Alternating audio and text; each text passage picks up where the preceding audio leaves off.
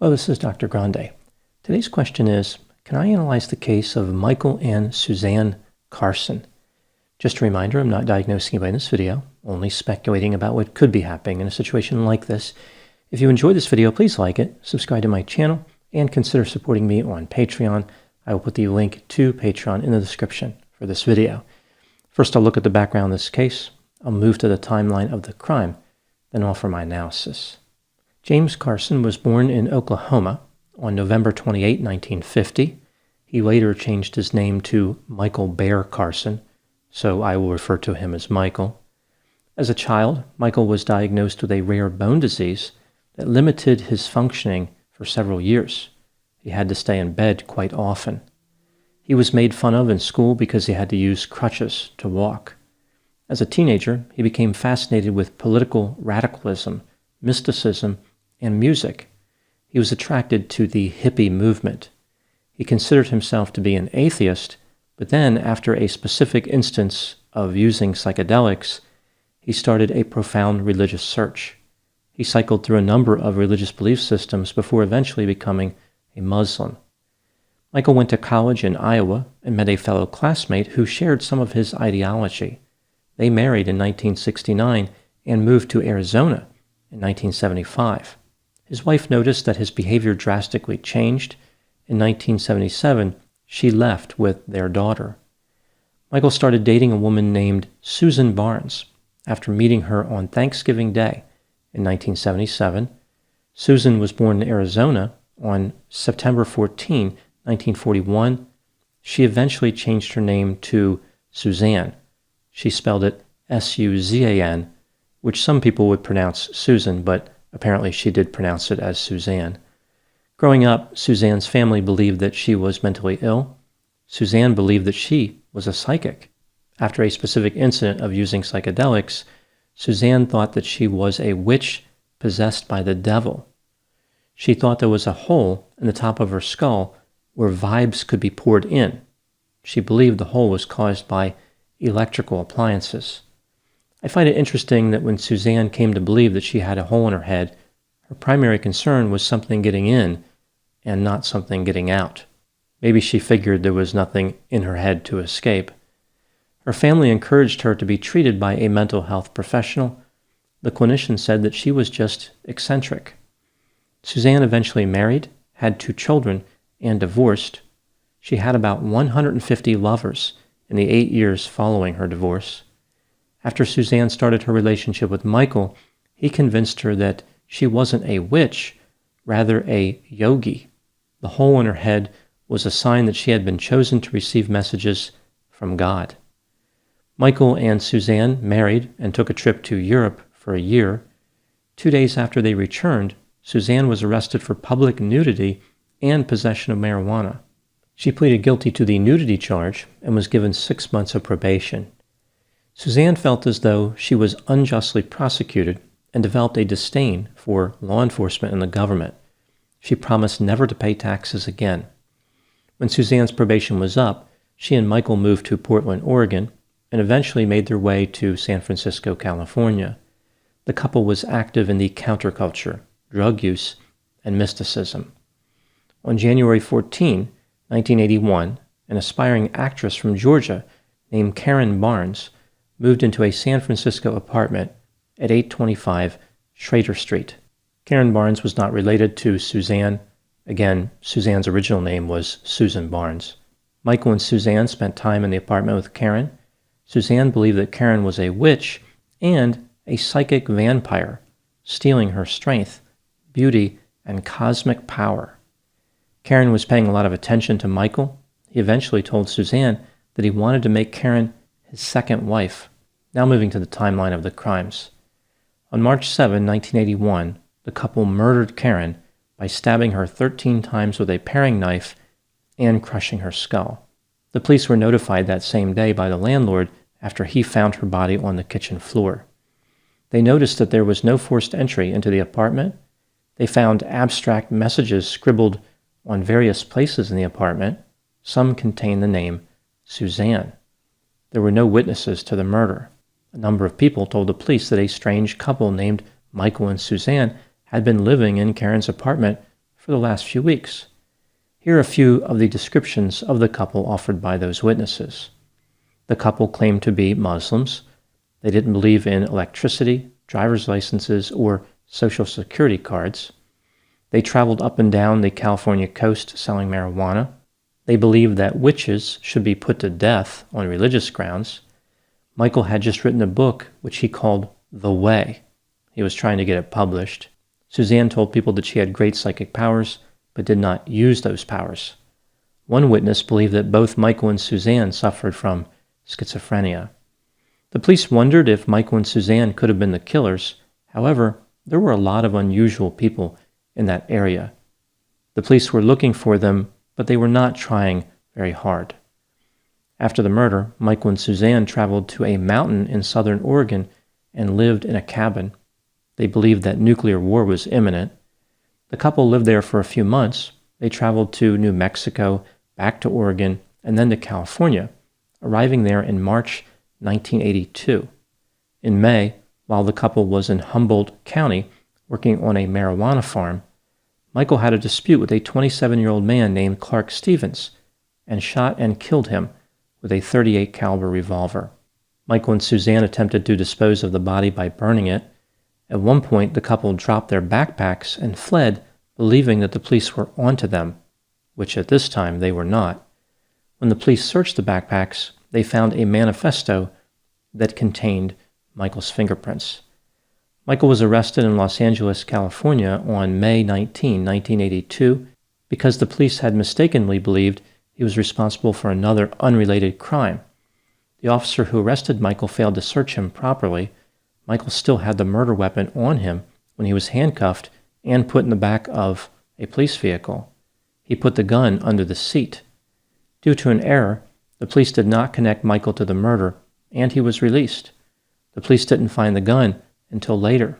When they did find it, it was matched to a bullet found in Clark's body. Over the next several months, Michael and Suzanne traveled to various places in California and Oregon.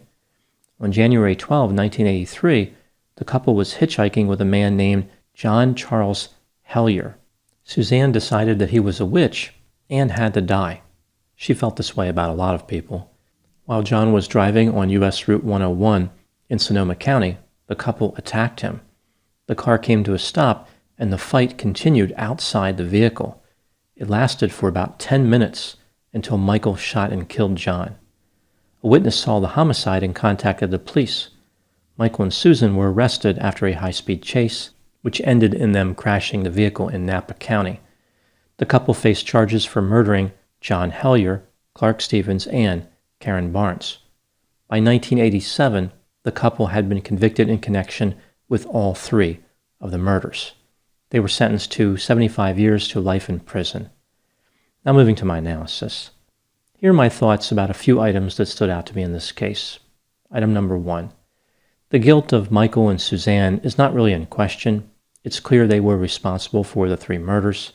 Even though Suzanne would not speak to her defense attorney, much less admit guilt, Michael admitted he committed all three killings. He said the second and third killings were self-defense. Interestingly, it's unlikely the couple would have ever been arrested for the murder of Karen Barnes if they had not committed these subsequent murders. Item number 2. Michael and Suzanne shared a number of unusual beliefs, and they had a few beliefs that were unique to each of them. Here are a few examples. The couple believed that all objects in the universe were linked by a mystical principle. Every connection between items mattered. There was no such thing as a coincidence. This is interesting because many people who are delusional make connections that do not exist between various people, events, and ideas. This is a key feature of many delusions. Michael believed that he was a warrior on a special mission from God. Michael practiced karate by punching the walls.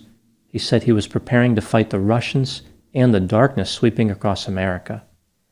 Michael thought the CIA was out to get him, but sometimes he thought the agency was on his side. Usually, when people are paranoid and distrust government agencies, they do not ever view those agencies as allies. Suzanne believed that eyeglasses interfered with the soul's third eye. Michael had 2200 vision uncorrected and had trouble driving because Suzanne wouldn't let him use his glasses. Suzanne believed that she had met her true love in another lifetime 1,000 years ago. She was searching for this true love in her current lifetime when she met Michael. Suzanne hated Charles Manson, viewing him as a low-class criminal.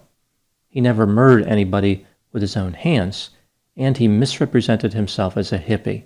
Suzanne was always pushing Michael to be less like Charles Manson, which seems like good advice at first glance, but what she meant is Michael needed to be more violent. Suzanne believed that she was a powerful psychic whose powers frightened her enemies. I guess nothing is scarier than somebody who can inaccurately predict the future. Suzanne believed that she had mastered the art of astral projection. That is, she thought that she could separate her consciousness from her body while sleeping or meditating. As it turns out, her consciousness was not actually able to leave her body, but her common sense frequently did. Michael and Suzanne were both vegetarians for 3 years leading up to the murder of Karen Barnes.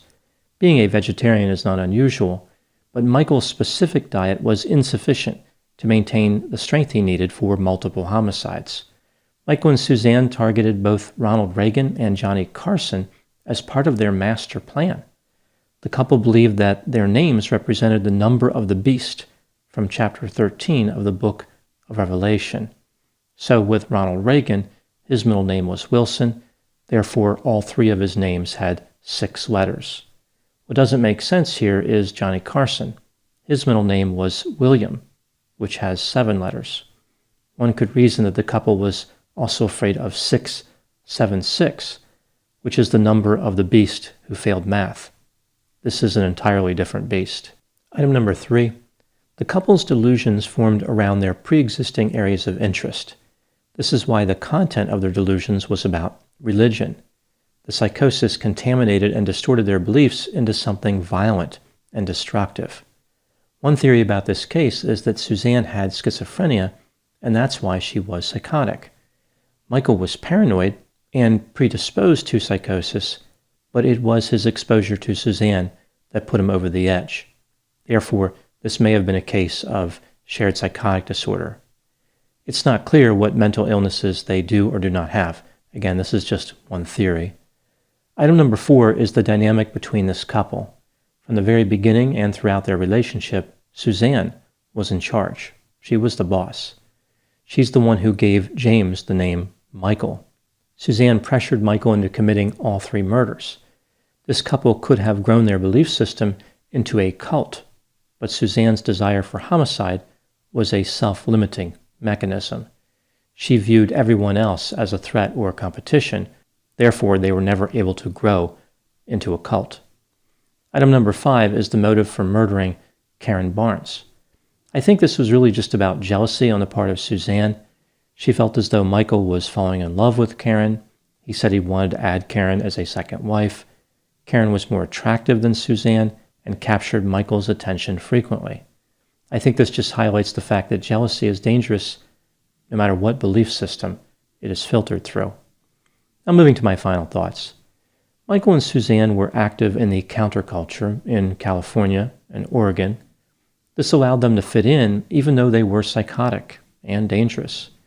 The couple was described as very strange. For example, Suzanne had an exceedingly creepy smile that immediately made people uncomfortable. However, the couple really didn't stand out when compared to other members of the counterculture. People disregarded their own intuition when dealing with them, falsely believing that hippies would never do them harm. In addition, drug use was so common during that time, people had trouble distinguishing the effects of the drugs from the mental health symptoms. In any other community, Michael and Suzanne would have been connected with mental health services, but the counterculture ignored their mental illness and inadvertently reinforced some of their most dangerous beliefs. Those are my thoughts on the case of Michael and Suzan Carson. Please put any opinions and thoughts in the comment section. They always generate an interesting dialogue. As always, I hope you found my analysis to be as intriguing as common sense astral projection. Thanks for watching.